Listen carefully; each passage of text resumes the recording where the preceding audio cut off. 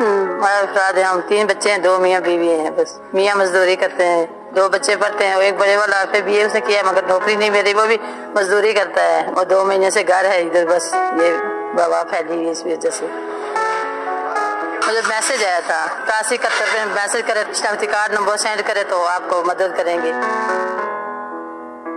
उसने message send किया है तो 15-20 दिन के बाद ये मैसेज आ गया कि आप पैसे ले लें। आज आए हैं तो ले लिए हैं हमने। असास प्रोग्राम का बहुत शुक्रिया और इमरान खान का भी शुक्रिया। मुझे 12,000 मिले हैं तो हमारे मुश्किल आसान हो जाएगी, थोड़ी बहुत घर अखराजात पूरे हो जाएंगे।